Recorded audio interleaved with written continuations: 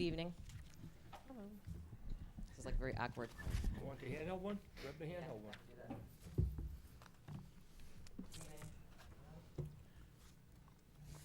Okay, now I'm good. Lisa Zerio, Director of Parks, Recreation, and Custodial Services. I want to thank you tonight for allowing me to do a presentation on what we do with our 5 divisions. Jessica is passing out the presentation so you could follow. If you want, I can go through the presentation and then save questions for last. That's fine. Okay. I'll wait till they get passed out.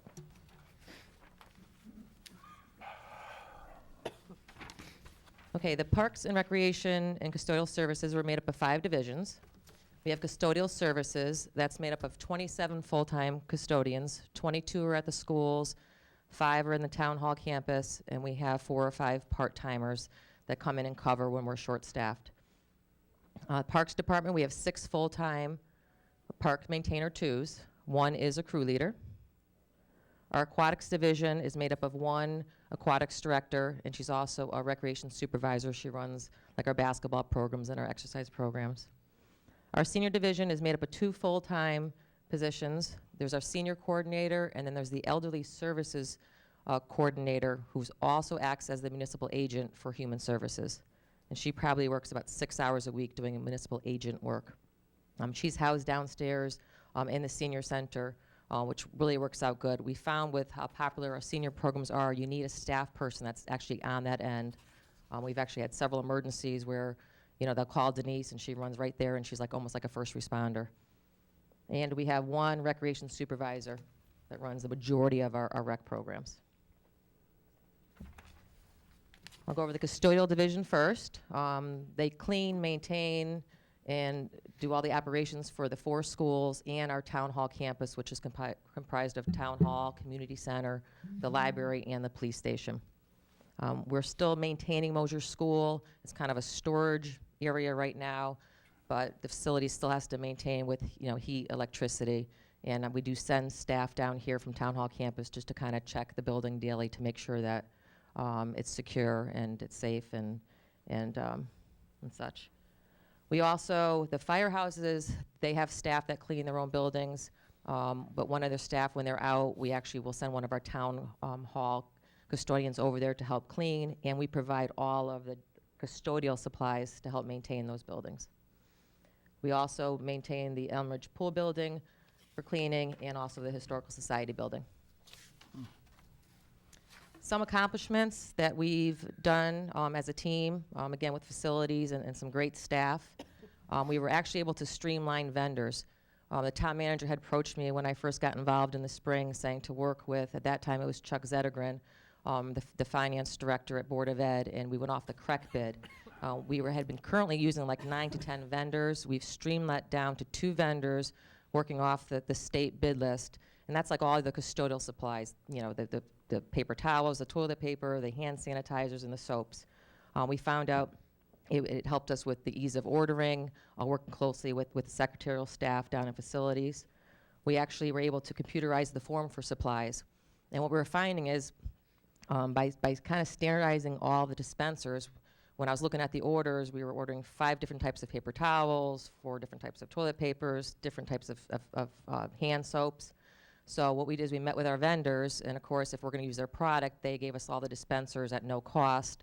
So we're right in the transitioning now of moving everything over to the same type of dispensers, which actually, again, saves money in the long run. And I do like to thank Jamie Custodian. Okay, just gave you a new last name. Jamie Gutowski, because he really helped me go through all the schools and figure out what we had. We're actually working with the architects for the high school renovation, and we're telling them what we would like to see there. So again, we're not going to have 18 different types of dispensers when the high school is done. We're working with the Board of Education to implement the Tools for Schools training. That's an indoor air quality program. The superintendent had brought to the town managers and facilities attention that we are probably one of the few towns in the state that is not doing this program. This is administered by the State Department of Public Health. We had our first kickoff meeting, I think it was last week. We actually used this room. We set it up in stations. And every school was represented by a team. It was like the school nurse, the principal, one of the custodians, teachers, a parent, and in the high school's case, they actually had a student. So they'll be meeting monthly, and we're going to hope to have this program kicked off in the near future. We have ongoing training for the custodians, bloodborne pathogens, OSHA compliance, asbestos training. And we also worked, through Steve Parent, we are working with HAZCOM compliance, and they're doing chemical inventories of all the schools. This is more like the secondary schools with the science labs, going through inventorying every chemical we have, getting rid of the ones that shouldn't be in the school systems, and it's great, and this actually helps also with OSHA. We are now in compliance. There was a law that went into effect July 1st, 2011 for green cleaning. I'm happy to report that we are in compliance at all the schools, and we're actually doing it here in Town Hall. We were finding out that, the teachers, trying to keep their areas clean, we're bringing our own cleaning products. In the state law, which I have copies for you, which I didn't photocopy, but I can get to you, it says that no teacher or parent should be bringing in supplies. So what was happening is the PTO, trying to do a great thing, bring in tissues, bring in handy wipes, bring in, those, 409 wipes. So we had to stop that, unfortunately, because, God forbid if a child has an allergy or a teacher. So I'm happy to report that we are in compliance. And again, it's also saving the town money because we're going with standardized types of chemicals that we're using in cleaning products instead of using a whole array of different products. Working with Jim Salmi, the Director of Public Works, he actually found a great work order system that we're working on now. Our current work order and preventative maintenance system we're having, now we're trying to get it. We're working with a company. Eventually, what will happen is the principals will have this at their desks. If they want to put a work order in, it gets shot down here to facilities. At any time, the principal can look up saying, oh, I put a work order request for something to be fixed. They can go on and see the status, in progress, and where it's at. So we're in direct communication with the school system, so the principals know exactly what's going on if they asked something. And then also, Jim and I, what we can do is when it comes to do reports, it'll pull out reports, how many work orders we did at each schools, and it also has a financial component to it as well for budgeting purposes. And that should be online probably within a month. Custodial division. Each custodian, on an average, is 18,000 square feet per shift. I did do some research and found out that that's what the average custodian does clean, across the state and across the country. I credit them a lot. Being involved with this since June, I'm amazed and I'm honored how hard these custodians work. I know that I think Councilor Zeps brought it up and Councilor Kohanek at the last meeting. They're not just pushing a broom. They're kind of securing our assets. They're making sure there are security people. The amount of work that they do with all the people that go into the schools. I've always told all the staff that our customers, for their case, are the teachers, the administrators, the principals, the coaches, the students. So, and I don't care what you have for schedules, when they show up and they get pulled in 10 different directions by the teachers and coaches, they drop what they're doing and last minute setup. So again, I've been really proud to work with them, and I think they do a great job. Okay, kind of switching over to the Parks Department a little bit. We have a great relationship with the Board of Ed and the Facilities Department. We're finding that we just, any kind of setup we do for the Board of Education. We did the graduation for the first time at Vickerfield. I think it went really well. We maintain all the playing fields. There's 19 playing fields in town. A majority are at the schools. We help the Board of Ed when there's moving of equipment. In order to not have enough storage, like if West Hill has an activity but Stevens has the extra chairs and tables, instead of having to rent them, we pull the park department over there with their trailers, we load them up, we bring it over for their activity, the next day we move them back. We had to get, per the fire marshal, the mats out of the hallways in the middle school. They really only needed the mats for those winter months for wrestling. So what we did is we shrunk wrap them and we brought them to the Parks Department to store off-site. So we're in compliance with the fire marshal. We help the Highway Department with snow and ice removal on all the school grounds. One thing that went great this weekend is I was in contact with Glenn Parent the whole weekend, and we were able to work with the custodians, making sure we're not canceling our program. So it was a good working relationship, and I do appreciate the work of the Highway Department because Obviously, their first priorities are roads, but they knew that we had some major events going on. Project Graduation was doing a trip to New York. They were supposed to park at Elm Ridge. Last minute, I worked with Glenn. We were able to move the bus to the high school. He pulled people off the road, so their trip wasn't canceled. So again, it was a great team effort, collaboration. When the new West Hill bleachers went in, instead of having to pay more from the contractor, we had the park department go over, dismantle, and remove the bleachers, which was a savings to the town. And we help facilities and the police department with types of welding projects instead of having to contract that out. Some of the park division duties include, and again, I apologize for those of you who were on the council last year. This is pretty much the same as last year, but I knew we have a couple new council people, and the duties don't change that much. But this is kind of an overview of what we do. All the mowing. We maintain all the buildings, schools, and parks. Field renovations. Each year we try to concentrate on one in-house field renovation. Again, it's not a big dollar amount, but we'll strip and level and sod and seed, like say an infield of a ball field. Field maintenance is daily during not the winter months, but tilling, leveling, dragging, raking, lining, and daily safety checks of all those 19 fields that I had mentioned before.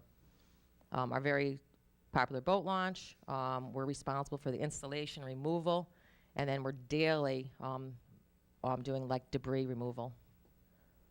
Trash pickups, we do it townwide twice a week. Amazed the amount of trash that comes out of our parks. People are good. We're not really picking up litter too much, but it's amazing about how much the garbage cans these guys have to pick up. And it usually will take every like Monday and Friday, and it takes several hours. Plowing, again, we work with the highway department.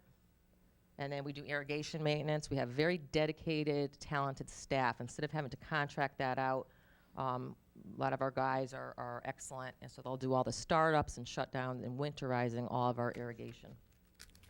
Tree warden duties fall underneath our department. And again, that's a state statute. We have care and control of town-owned trees. We probably get, a dozen calls a month. It could be questioning, is this tree a town tree? What about my neighbor's tree? So, again, we contract. We don't do our in-house tree work. We contract it out, because in order to even do pruning, you have to be a licensed arborist, and no one on our staff is licensed, and we actually think it's less of a liability to contract out those services. Playground maintenance. Myself and Walt Sykes are certified playground safety inspectors. Again, this helps with the town in any type of an issue. And you're going to see in my capital improvements page that when we talk about playgrounds, that Elm Ridge is due for a new playground. We do trail maintenance. We have a very active volunteer group that helps us with that. Cemetery cleanups, we do contract out the services, but park staff will go in, push back the shrubs, do like maybe twice a year cleanups, especially like right after the holidays. We do our own equipment repair. And then special events, I have to tell you, these guys are pretty talented. We do all the setup for everything from opening day of Little League, Memorial Day, fishing derby, graduation, the band backer competition, the soccer bash that I think had 130 teams come up the Columbus Day weekend, the Fall Fest, and holiday celebrations. Slide. Just two quick things for the sake of time. I'm not sure if you're aware, but in 2013, this year, we were announced the best dog park by the Hartford Advocate. And this, again, for those new counselors, the dog park was built all on volunteer fundraising money. They raised $50,000. And it's still a very popular park, and the users of it are kind of our eyes and ears out there. And we don't have any problems, whether it's with the dogs, with the people, and how they keep it clean. So we're really proud of that. We have a great trail system, and we actually we have 3 trail managers. Buckley Park is Bob Ludwig, Quarry Park, Ed Ciccarello, and Dividend Park, Sandy Kelly. And these 3 are probably, I tell you, when I speak highly of volunteers, they're amazing because they're in those trails every day. Instead of us having to walk them daily, they'll say, hey, I think this tree needs to be looked at. They go in there with their garbage bags. They're really helping us because I just don't have the staff to go in there be there every day doing cleanup. So hats off to them, and they have a big group that follows them. They probably have 50 people in their group between all three parks. Also with the trails, and Paul Hutchins touched on that, we did receive an Achieve grant. So the sign that you see at Corey Park was purchased by the grant money. It did not cost the town anything, and it just went up last month. So again, we're grateful for that grant, and we're actually applying for another one for next year as well. On to the aquatics division. We have 2 pools, indoor and outdoor. We run it for competitive, educational, and just recreational purposes. You can see from the stats, it sees a lot of use, and that 12,594 for yearly attendance, those are real numbers. It's not an estimate. We keep attendance records, and that's what is for this past year. Our swimming lessons are very popular, and our swim team has 162 children on it. That's popular. And then our Summerscape is our summer camp program that we run at the high school. Unfortunately, we're not going to be out of there. We're going to be out of there for a couple years with the renovations, but we have the children take lessons. So the parents that are paying to go to Summerscape are getting a good bang for their buck, because 250 of them go in for swimming lessons in the afternoon, which is wonderful. We talk about revenues. We have not raised our pool fees in a few years. It's something that I was going to propose that we do. We probably turn over, I think it's like $16,000 in revenues. I was going to be sitting down with the aquatics director and just saying, what could we do to and I think that's the area we can touch. We did some research, and we do have probably one of the lowest pool badge fees compared to other towns, so that's an area we may want to look at. And this year, actually, we're having a Sea Cub program, which is a Learn to Swim for special needs students. We're happy to say it's full with a waiting list. We're going to try to actually see if we can open up in a second session. So we're really excited about that, and that's going to start in January. Senior division. Again, very pleased that we now have a senior affairs committee member. Kathy Vargas is the chair. The seniors, as you can see from all the programs, I'm not going to read it off, but we have over 60 programs. It's not just a place to have lunch and go play bingo. If you come watch our exercise programs on a Friday afternoon, Denise has 65 to 70 seniors that take that program. It's a very active group. I know that they're always looking for more space, and I know that's going to be addressed in the senior affairs committee meetings. They are correct. If you go down there and watch, 1 minute it's a preschool room, and the custodians are switching over for the seniors, and then after that they're switching over for our evening program. So we could always use more space. We believe as staff, a separate senior center doesn't always work. We like that community center feeling that can be used by all ages. Recreation division. This allows us to provide programs supported by our user fees. Majority of our programs are self-sufficient and cover all the staffing, equipment, supplies directly related to the building. The only programs that are fully subsidized by the general fund are Camp Sunrise and the pools. And when I say the pools, I don't mean swimming lessons. That's a separate thing. The parents are paying for that. But the running of the pools and chemicals do come out of the general fund. Some programs that are subsidized by general fund and our special rec account is the adult and youth theater programs, the staffing of the teen center, and a handful of senior programs. And this has come a long way. When I first started, majority of the programs were funded by the general fund, like your soccer referees, your basketball referees, your uniforms. So as over the years, we've got it down to that.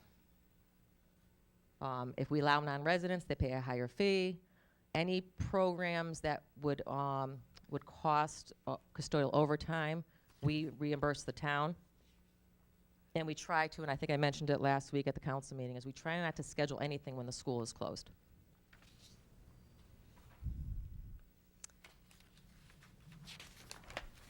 Okay, just a quick note on the recreation before I go into fields is that the fields are being used by the Board of Ed, travel soccer, Little League, youth football, and these groups do not pay a usage fee. Again, an area that some towns, they charge a fee for like the Little League and travel soccer to use those fields. It's usually like a $5 or $10 subsidy that you pay. I know Glastonbury does that, and I think, you know, they turn over like 30,000 to the general fund at the end of the year. Maybe an area we want to look at. And the field lighting costs are in the facilities budget, and then the maintenance costs are subsidized in our Parks Department budget. Capital improvements, it didn't change much from last year, but our pool is 49 years old. Average pool for municipal pool could be anywhere from 35 to 45, so knock on wood. It's holding up. We've done a lot of work over the years, you know, with the weir system and the filters and the gutter system and coping. So we just hope that, again, next year, because Elm Ridge Park was built as a high water table, you know, you never know. So again, that's the cost. $550,000 is kind of what we're estimating at this time. And that's a pretty true figure. It didn't change much from last year. And also the wading pool. What we're finding out that by going with that splash park that I just put a picture up there for, you actually use less chemicals. What we're finding is that small wading pool we have is using the same amount of chemicals as we do for the big pool. So if we go with the splash park, it's cheaper than putting another wading pool in. There's no standing water. It's fully automated. You technically don't need lifeguards for that, although because it'd be in the same area, I would have somebody there just more for security, you know, to make sure that everyone's doing what they're supposed to be doing. And that the way these things are designed, there's no head entrapment or pinch points, or no one's going to like run into something. So they're safe features. And they have these filtration systems that actually conserve water. So that is the way to go. With all the new ADA laws, if we were going to replace the wading pool, it would have to be zero entry and go down, and that cost would probably be closer to like $500,000. So we really think the splash pad is the way to go when it comes time to replace that. Lisa, does that 200,000 include a heater? Yes. Okay. Yes. Okay, capital improvements. High school. Again, as you know, we're going through renovation. Those fields are very popular. They're being used by the high school athletic teams. The middle school comes over and uses those fields. The park and rec department, travel teams, community groups, and all the sports are on the right. They're very active. We can no longer shut a field down to rest it for a year because of the popularity, which I guess is a good thing. The track. The track was reclaimed in 2000. I think last year I put up slides that shows the kind of cracks running through. The park department, we will keep up with the crack repair. I usually meet with the athletic director come spring after the thaw and say, do we have any safety issues? The track is safe, but there's going to be a point where it's going to start to do some heaving. So we have to keep an eye on that. We never know what we're going to see come spring. It depends on the winter we have. Carpet replacement, again, we always said it would be between 10 and 12 years. I'm thinking we can get one more year out of it. Ray Carpentino, the Economic Development Director, has applied for a STEEP grant. I think you gave him permission at one of the last council meetings. We did find out that other communities did receive a STEEP grant, so fingers crossed. If not, I think we have $150,000 that was put aside so far. Each year we ask for money so we can have that, but you know, the time is kind of now. We did do graduation on that field. It held up well. I met with some companies saying if we don't get the funding, there's some things that they can do, but it is, you know, they were right between 10 and 12 years, and we're starting to see that. Plus, we've added more sports with lacrosse becoming a high school sport, so it sees a lot of use. Visitor bleachers, they are ADA and fine. They meet the current standards. However, they're 30 years old. I think I had pictures up last year that showed, you know, some of the areas that is a concern. It's something that we have to address. Unfortunately, the way that the field is adjacent to that softball field, how they have to be designed and handicap accessible is an issue. But the last cost estimate I got was $155,000. And new this year, I talked about the playground. The playground is safe, but it is getting up there in age. They would love to start an initiative like we did at Taylor's Place, where a fundraising group came in and raised those funds with a grant. That's a way I'll try to go. I know with the way budgets are today, but I'd like to try to get a committee to going on that, because it's time that that playground, that the 5 to 12-year-old playground, is replaced. And that's it. Questions? Any questions for Parks? Anyone from the council? Council Moriarty. Lisa, you talked about the, excuse me, the janitors, custodians rather, with the new chemicals and stuff, and we've had this discussion before, me and you, and also with Jim there, with the new OSHA reg as of December 1st with the SDS reports. You know, and it states that anybody's in there that's working in a building, which would be all your custodians. And I think, looking at this, I think it'd be a good idea to have any pool staff, whether lifeguard or whatever, because they're around them chemicals that are stored there. You know, that they have this. I mean, it's kind of typical government, into effect December 1st, but the manufacturers of these chemicals don't have to comply till 2015. But I was at an OSHA conference 2 weeks ago, but they say they're really going to get into this SDS stuff, so you may want to make sure everybody has that. Yeah, that's a great point. And actually, after the holidays, I can work with you. If you want, I can put a program together. It's nothing, it's short. As long as it's documented, they had it, you're covered. Okay, thank you. That's all it is. Anyone else from the council wishing to speak? Yeah, I just have a couple of things. First, great job, great presentation, very detailed, and I thought it was really interesting when you walk through all the different functions, because a lot of people, I don't think, really realize everything that Park and Rec does. It would be interesting to get like an organizational chart. I mean, I'm not sure how we get those. I haven't seen one in a while, but it would be nice maybe even during the budget session, we could have an organizational chart for each of the departments that's coming. You had a reference to a full-time painter. I thought we outsourced painting to a contractor. Yeah, that's it's a custodian / painter, and I didn't mean to skip over that. It's actually saves the town money because he is a custodian, very talented. So what we do is we do his schedule. It goes between, we're really not having him doing it at the high school because of the renovation, Okay. but between West Hill, the middle school, Stevens School, and here, he has not put down his paintbrush. He has not been able to pick up a mop because that's how much. So it's actually keeping our buildings, Okay. you know, up to date.